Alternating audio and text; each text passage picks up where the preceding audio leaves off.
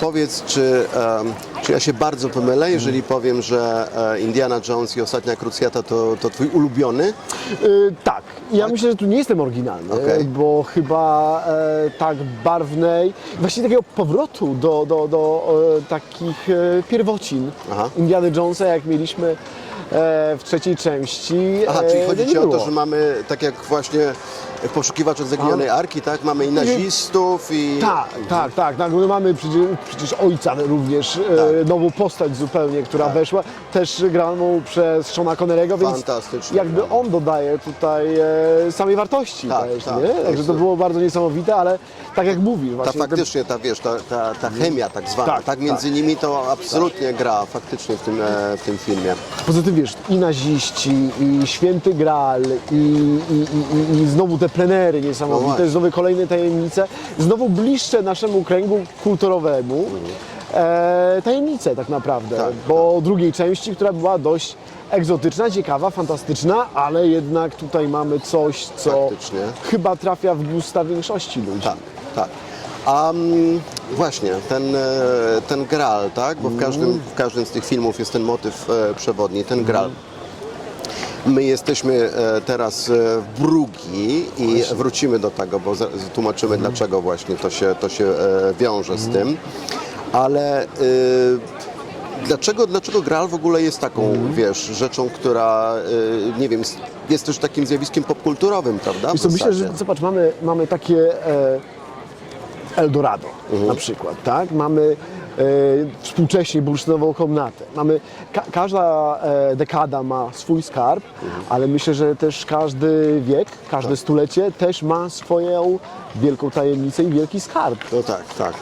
Tutaj co prawda mamy taki prastary skarb tak naprawdę, który przecież, i też taki bardzo symboliczny, tak? Bo tutaj nie mówimy o jakimś wybitnym bogactwie, mówimy bardziej o symbolice, mówimy o darze, mówimy o rzeczach nadprzyrodzonych tak naprawdę. Zdecydowanie, To tam jest jest nic dużo tych materialnego. wątków, chociaż z tymi elementami nadprzyrodzonymi właściwie każda część jest, prawda? W każdej części Nie coś bójmy tam się i jest. nie wstydźmy, bo wiem, że niektórym to przeszkadza i twierdzą niektórzy widzowie i nasi znajomi nawet, że ale to fantastyczne, ale to było niemożliwe i tak dalej, ale zapominają, że tak naprawdę od pierwszej części poruszamy się w świecie na styku tej rzeczywistości, Absolutnie. fikcji i rzeczy nadnaturalnych. To może porozmawiajmy przez chwilę o Graalu, tak? Bo w filmie jest przedstawiony oczywiście jako kielich, który używał Jezus podczas ostatniej wieczerzy i to jest chyba takie najbardziej powszechne wyobrażenie, prawda, Graala. Święty Graal się najczęściej właśnie kojarzy z takim artefaktem cudownym, ale warto chyba przypomnieć właśnie skąd się w ogóle wzięła ta Właśnie, koncepcja. bo ja się zastanawiałem i tutaj popraw mnie, czy w przekazie biblijnym w Nowym Testamencie mamy jakieś wspomnienie Nie, o w samym- Graalu, znaczy mówimy o kielichu, tak? O jakby opis ostatniej wieczerzy. W samym Nowym Testamencie jakby to nie występuje, natomiast są te różne apokryficzne opisy i na przykład akta Piłata tak zwane. I to jest rzecz późniejsza, która się opiera prawdopodobnie na jakimś bardzo, bardzo wczesnym źródle, bo tak historycy się co do tego zgadzają. I tam mamy w zasadzie sytuację opisaną właśnie Józefa z Arymatei, który miał pomagać przy już samym pogrzebie, tak, przy organizowaniu po prostu tego, co się stało po ukrzyżowaniu. I tam występuje ten motyw iluś w zasadzie artefaktów, które są związane z samą pasją Chrystusa. Bo po raz pierwszy i w zasadzie to jest to oryginalne źródło, gdzie jest wymieniony legionista, który miał przebić bok Chrystusa, to jest ten Longinus, prawda? Tak jest. I właśnie też jest mowa o chociażby jakichś, wiesz, takich momentach, gdzie była ocierana czy ścierana krew Chrystusa. Z tego możemy wnioskować, że później to mogło być takim pierwowzorem i taką jakby tą oryginalną historią o różnego rodzaju reliktach związanych z pasją. I to korpus w ogóle tych rzeczy, znaczy cała jakby te wszystkie rzeczy ogólnie są nazywane Arma Christi, tak? I to jest też taka rzecz bardzo magiczna właśnie, bo ona jakby przykuwa uwagę już na pewno we wczesnym średniowieczu, ale po raz pierwszy faktycznie pojawia się w tych opowieściach o Gralu.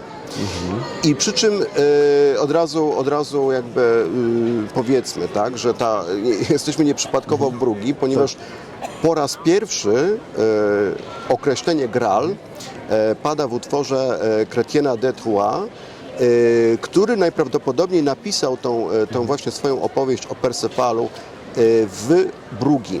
On był... Ale tu jeszcze tylko bym chciał żebyś mi tutaj doprecyzował, Tak? czy jakby pierwowzór i to, co stało się głównym motywem tej opowieści o Gralu, to ma swój pierwowzór w opowieściach arturiańskich i w legendach arturiańskich. To jest właśnie ta pierwsza... Czy wcześniejszych znacznie, prawda? Bo to jest też Znacznie ciekawe. wcześniejszych, wiesz. Problem polega na tym, że te legendy arturiańskie, my tak naprawdę nie wiemy, jakie jest ich źródło, jakie jest ich pochodzenie. Możemy przypuszczać, że one sięgają znacznie dalej, do czasów pogańskich, nazwijmy to umownie. Inspiracją najprawdopodobniej były różnego rodzaju mity, legendy celtyckie.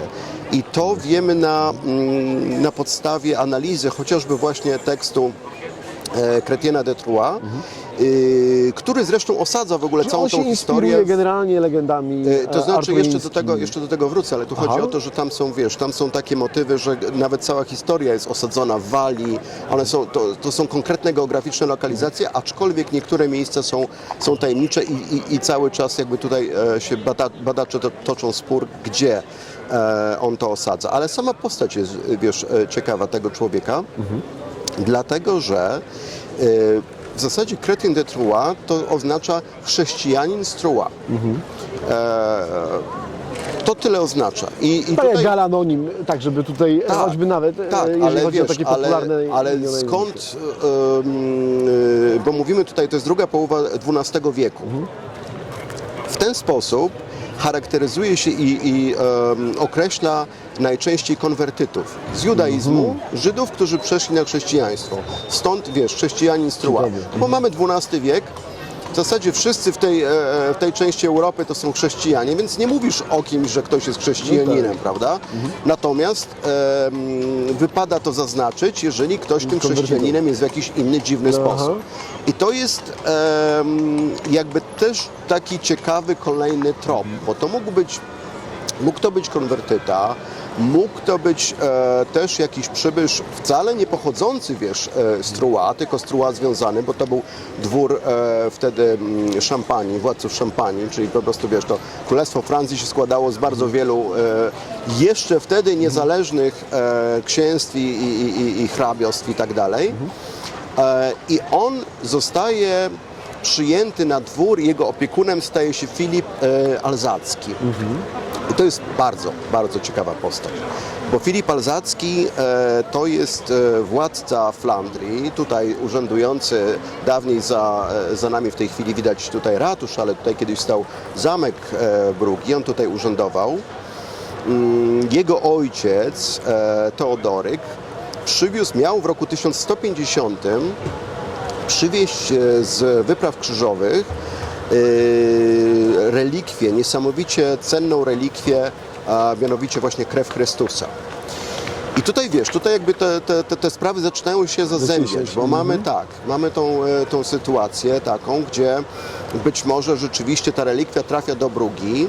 Później mamy tego właśnie syna Teodoryka, Filipa Alzackiego, który przyjmuje na dwór Chrétiena de Troyes, który pod koniec życia pisze tą swoją najsłynniejszą właśnie opowieść o Gralu. Po raz pierwszy, to naprawdę warto pamiętać, po raz pierwszy w ogóle pada słowo Graal.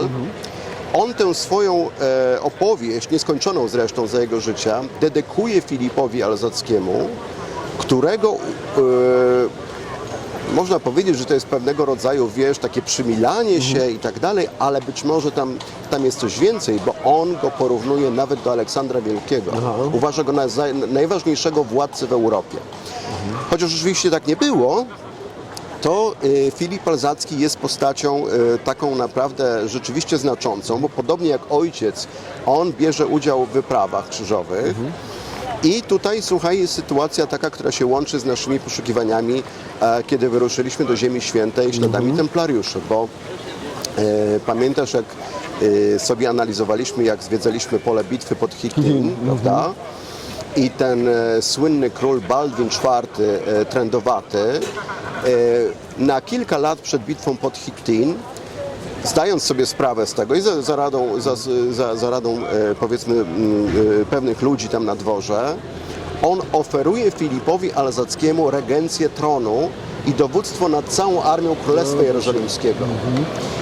I wyobraź sobie, Filip Alzacki odmawia, tak? Odmawia, mówi, ja tu przyjechałem jako pielgrzym, jestem po prostu pielgrzymem. Wyobraź sobie, jak inaczej historia być może, wiesz, no Europy na pewno, a być może świata by się potoczyła, gdyby to Filip Alzacki tutaj z Brugi przejął to Królestwo Jerozolimskie, a nie Renald de Chatillon i wiadomo, co się później potoczyło, jak to wszystko wyglądało. Więc to jest niezwykle ważna, istotna postać, tak? Chrétien de Troyes dedykuje tę książkę, tę opowieść o Gralu właśnie jemu i mało tego, we wstępie pisze, że pisze tę opowieść na podstawie książki, którą otrzymał od Filipa Alzackiego. A więc jest gdzieś, wiesz, jakieś oryginalne źródło, o którym my nie mamy dzisiaj pojęcia, co to była za książka, która zainspirowała tego Chrétiena de Troyes do tego napisania tej historii o Gralu. Jeszcze jedna rzecz, bo w filmie mamy oczywiście bardzo tak... W filmie Królestwo Niebieskie. W filmie już Indiana Jones. Tak? A, Indiana Jones, dobra, bo tutaj... Tak. Indiana Jones i Ostatnia Krucjata, ten Graal to jest właśnie ten kielich, prawda, który też ma cudowne zdolności oczywiście, przedłużania życia i tak dalej. Natomiast w tej oryginalnej opowieści Chrétiena de Troyes tam jest mowa bardziej o Graalach niż o Graalu. Jak wiesz, jak patrzymy na oryginał po prostu tego, tam jest mowa o Graalach, więc to są jakby różnego rodzaju artefakty. Być może chodzi o te właśnie Arma Christi. Ale zobacz, w filmie też mieliśmy ten motyw przecież bardzo wyraźny, właśnie Graali. Tak. Gdzie trzeba było wybrać tego właściwego. No tak, ale Graal był jeden. I to nie było kwestii żadnej tam, właściwie jest tylko jeden ten święty Graal, tak? A najprawdopodobniej to, co Chrétien de Troyes chciał nam przekazać, to, że tych Graali, tych cudownych artefaktów związanych z pasją Chrystusa jest ileś.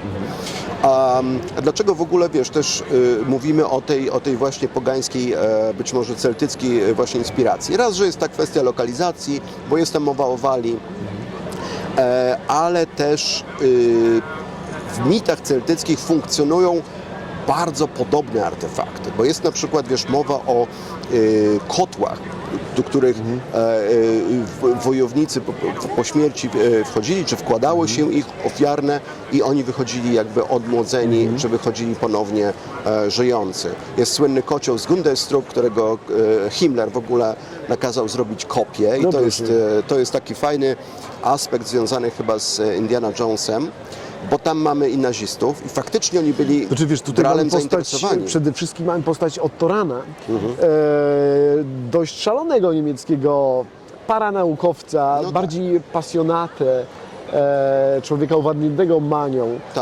odkrycia tajemnicy, ale jednocześnie jakby ukierunkowania całej legendy Graala na udowodnienie tej wybitności bycia Germanem, tak? Powiązania tego z tymi prastarymi historiami germańskimi. Wiesz, i to jest to, czym jakby Otto Rahn i Niemcy generalnie byli zafascynowani. To jest wersja Wolframa Eschenbacha, prawda? Kolejnego popularyzatora. Kolejnego popularyzatora, który w zasadzie to jest rodzaj tłumaczenia i dopisania historii tego, co Chrétien de Troyes napisał.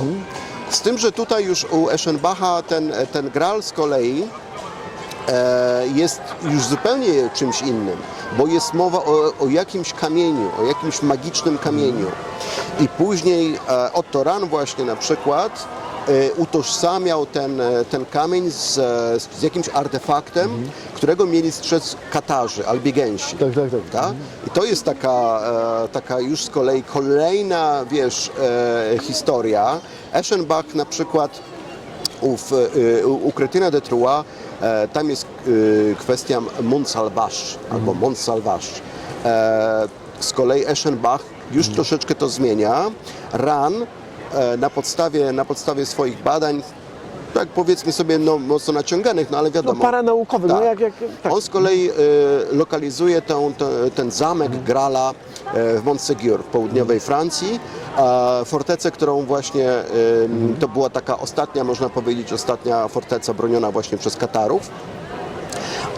I on zdecyduje się, że tego Grala tam można znaleźć. On sądzi, że to jest po prostu fizyczny artefakt. I tak samo sądził z całą pewnością Himmler. Dlatego w tym filmie Indiana Jones i Ostatnia Krucjata mamy pewnie tych Niemców. Mamy, wiesz, gdzieś tam ten motyw zamku, chociaż nie jest to zamek Grala, tylko może antygrala ewentualnie, bo jest to jednak zamek nazistów, ale ten motyw tego zamku jest, prawda? Natomiast rzeczywiście mamy ich owładniętych potrzebą odkrycia tego. I to wiesz, i tutaj też jest taka ciekawostka, nawet związana z rejonem, w którym jesteśmy. Nie wiem, czy pamiętasz, jakiś czas temu popełniłem taki podcast o ołtarzu gandawskim. Tak. O kradzieży tego jednego z panelu ołtarzy gandawskich. I Wciąż zaginionego. Wciąż zaginionego. To jest jeden ze skarbów tutaj w okolicy, który z całą pewnością warto szukać.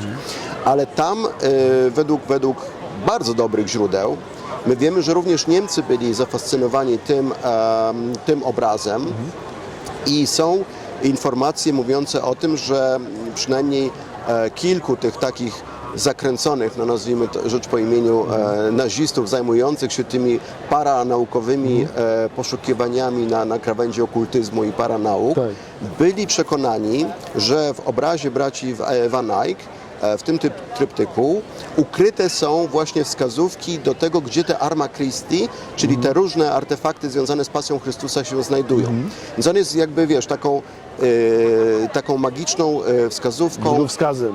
Tak, taki wiesz, faktycznie prawdziwa taka łamigłówka wizualna i prawdopodobnie, przynajmniej oni tak twierdzili, że kradzież tego jednego z paneli spowodowało, że tych Arma Christi nie można było odnaleźć, więc ten panel jest kluczowy. Czyli nie tylko zaginął panel. Tak, chociaż mamy zdjęcia i można to odtworzyć i on jest odtworzony, to jednak wiadomo, że to nie jest oryginał, więc coś może być na rzeczy. W każdym bądź razie to wszystko się kręci wokół tych właśnie artefaktów związanych z pasją Chrystusa. Natomiast no rzeczywiście ten Graal i w jakąś taką dziwną ewolucję przeszedł od samego pojęcia, gdzie do końca nie było wiadome, co to jest. To czytelnik ma raczej używać swojej wyobraźni do prostego kielicha, tak? No wiadomo, że to jest film hollywoodzki, to trzeba to w jakiś sposób uprościć i pokazać. Ale to było sprytnie. Bardzo sprytnie. I tak bardzo naprawdę takie przystępnie dla każdego i właściwie relatywnie wiarygodnie. Tak, relatywnie wiarygodnie. Absolutnie. Wiesz, no zdecydowanie ten aspekt tych nazistów właśnie owładniętych tą pasją tych poszukiwań jest fajnie pokazany. I znowu wracamy do tego poszukiwaczy zaginionej arki, chociażby, gdzie rzeczywiście, tak jak rozmawialiśmy, takie rzeczy się działy, miały miejsce. No bo tutaj też mamy ten charakterystyczny okres niewojenny, nie długowojenny, a lekko przedwojenny. I o ile w poszukiwaczach było to uzasadnione poszukiwaniem tej pierwszej Wunderwaffe, które da przewagę, tak?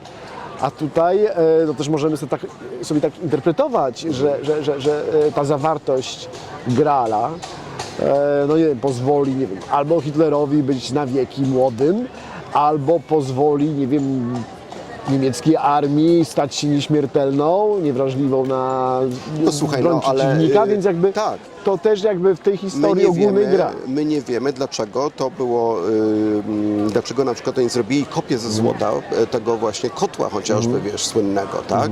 I ten kocioł był na tyle istotny, to było znalezione w pobliżu Wewelsburga, czyli wiesz, tego słynnego siedziby Himmlera, siedziby tego jego Zakonu Czarnego Słońca. chociażby, o którym nie za dużo wiemy i możemy tylko troszeczkę spekulować, ale który miał być takim być może właśnie zamkiem Grala, tak? Gdzie jest przechowywane. Zresztą ta arturiańska tradycja, przecież nawet ten układ tej głównej sali, on też był wzorowany na rycerzach Okrągłego Stołu.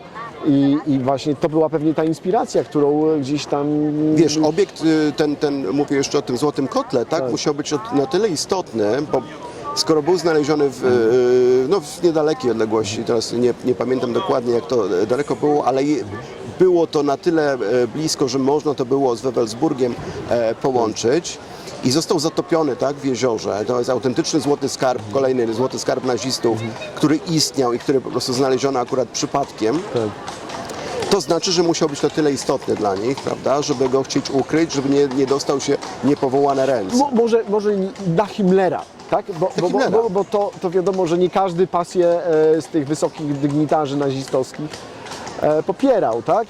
Czy tam nawet Hitler patrzył z lekkim przymrużeniem oka. Hitler na pewno patrzył na to, tak. Ale zdecydowanie dla tej części wyznawców, tak? To miało zdecydowanie znaczenie. Tak, z całą pewnością. Wiesz, no dzisiaj patrzymy z perspektywy to jako dziwactwo, natomiast ta ezoteryka III Rzeszy jest taką dość już też relatywnie dobrze i przebadanym obszarem, tak? Wciąż jakby nie ma racjonalnego jakiegoś przecież wytłumaczenia to, dlaczego akurat w tym kierunku. Raczej chyba traktujmy to jako dziwactwo pewne, to znaczy, wiesz, szaleńców. Jest przebadane, tak jak mówisz, ale też te akurat rzeczy, które były związane chociażby właśnie z Wewelsburgiem, tak naprawdę my nie wiemy, jakiego rodzaju to były rytuały. My się możemy domyślać, tak, mniej więcej co tam się działo, ale kompletnie nie mamy pojęcia. Nie ma, przynajmniej ja nie znam, żadnej relacji, żadnego świadka z tych wysokiej rangi SS-manów, którzy brali udział w tych dziwnych obrzędach, więc my tak naprawdę nie wiemy. Stąd jest cała masa w ogóle literatury takiej właśnie spekulatywnej, gdzie kompletnie ludzie wymyślają pewne rzeczy. To też nie różni się zbyt wiele, choćby od samych prac organizacji Ahnenerbe, która tak naprawdę bardzo poważnie, współcześnie, teoretycznie podchodziła jakby do badania tych nadprzyrodzonych choćby spraw, szukając nie wiadomo tak naprawdę czego. Łącznie tutaj wracam do Otto Rahna, bo to był bardzo przeciętny autor i przeciętny badacz. I akurat ten wątek Świętego Grala już pod koniec lat 30. był, bodajże przecież człowiek popełnił samobójstwo. Wiesz, to jest akurat tajemnicza sprawa z Rahnem, tak? Bo nie wiemy kto tak naprawdę, bo to jest tak, samobójstwo, ale czy ktoś mu nie pomógł, tak? Bo tutaj jest kwestia tego, czy zresztą on był uwięziony wtedy. Zresztą tak? bardzo symboliczna sprawa, dlatego że jeżeli dobrze pamiętam, to miało miejsce 13 marca, a to jest data zdobycia właśnie Montségur, wiesz, gdzie pada ta twierdza Katarów, w której on twierdził, że Graal się znajdował i że Katarzy zdążyli tego Graala stamtąd zabrać. Cokolwiek to było, aczkolwiek on wierzył w to, że to jest kamień z korony Lucyfera, który spadł na ziemię, prawda? I on dawał tą magiczną moc, bo przypomnijmy, że Katarzy albigensi nie postrzegali Lucyfera w takim charakterystyczny sposób, tylko przypominali, że to jest nosiciel światła, tak? Ten, który przyniósł światło dosłownie. I raczej była to dla nich postać taka, wiesz, właśnie owiana bardziej pozytywnym mitem niż negatywnym. I teraz poszukiwanie kamienia, które spadł z korony Lucyfera, wiesz, to brzmi jak zupełnie taki dziwny, pokręcony czyjaś fantazja, ale oni w to wierzyli. Rahn ginie właśnie 13 marca. z dniu związanym, prawda, z tym, to jest niesamowite. To w takim razie bardziej nam udowadnia tą wersję jednak samobójstwa. Tak. Aczkolwiek ktoś mógł być, wiesz, na tyle... No bo to tylko Rahn chyba mógłby zaplanować na ten dzień. ale to też osoby, które go sponsorowały, bo umówmy się, że wiesz, on był pisarzem i autorem paru książek, a te kolejne jego, na przykład właśnie na dworze Lucyfera chociażby, to są rzeczy, które dostawał już pieniądze od ludzi z SS. Tak? Rand w ogóle zresztą wstępuje do SS, zdaje się w roku 1936 i robi to chyba, wiesz, nie dla kariery, prawdopodobnie ktoś mu to po prostu polecił, żeby tak zrobić. Znaczy, wiesz, tak? ale to jest tak czy inaczej droga do realizacji swojej pasji, tak? Tak. To w ten sposób należy traktować to jego wstąpienie do SS. Tak, bo po tam- prostu to mu umożliwia dalszą pracę jakby nad Tak. tym, które one już tak naprawdę z biegiem czasu zaczynają tracić na znaczenie, bo on się zaczyna kręcić w kółko. Tak. Tam już jakby widać, nawet nie trzeba Mało być tego, tam specjalistą. wchodzą jakieś elementy Tak. teraz już antysemickie, których wcześniej w jego książkach nie było, więc to jest ewidentny wpływ tego. Ale jest prawdopodobne, no my wiemy, że Rand był najprawdopodobniej homoseksualistą, tak? To nie mogło iść, wiesz, to nie mogło się podobać. Teoretycznie. Więc nie jest wykluczone, że to właśnie mogło wpłynąć na to, że on powoli zaczął być odsuwany coraz bardziej od tego, a być może był odsuwany i jakby na margines, dlatego że nie dostarczał tego, czego się zobowiązał być może dostarczyć, bo przecież, wiesz, finansowano jego poszukiwania, takie fizyczne poszukiwania, eksploracje. On chodził w okolicy właśnie Montségur do najgłębszych jaskiń, prawda, i penetrował, szukał, próbował znaleźć tego grala, tudzież ślady po tym. Nomen omen, zmieniając niektóre, bo tam zostały rysunki naskalne po katarach. tak. On to niby, wiesz, tam do fotografii tylko poprawiał, ale tak naprawdę dzisiaj przewodnicy, którzy tam czasami prowadzą jakieś takie bardziej ezoterycznie nastawione wycieczki, podkreślają, że my do końca nie wiemy, które z tych rzeczy są średniowieczne, a które na przykład Rand mógł zrobić, prawda, w latach 30. Więc to jest taka ciekawa postać, ale też pokazująca właśnie to ich szaleństwo trochę, tą ich manię prześladowczą z czymś, co może zupełnie nie było fizycznym artefaktem, bo być może tutaj chodzi, wiesz, o ideę pewnego rodzaju. Ty wspominałeś o tym przy naszej rozmowie o skarbie templariuszy, prawda? No tutaj już jakby przy Gralu to ewidentnie jest kwestia tych fizycznych artefaktów, te Arma Christi, ale też tego aspektu przemiany duchowej. No tak. Bo jest mowa o tym, że w momencie, kiedy ten Parsifal na przykład, wiesz, poszukuje tego Grala, on tam popełnia masę błędów, jest w zasadzie takim typowym przykładem, zresztą okultystycznie łączą go z tym głupcem, tak, karty Tarota. On jest tak pokazywany jako błądzący trochę bez celu, ale w końcu też zdobywa ten pewnego rodzaju oświecenie. I też znajduje ten zamek Grala. To jest ważny aspekt. I to jest chyba taka właśnie ciekawostka, bo wszyscy, zobacz, szukali jakiejś takiej fizycznej obecności, fizycznego miejsca, zamku. A tutaj być może chodziło bardziej o przenośnię zwykłą, tak?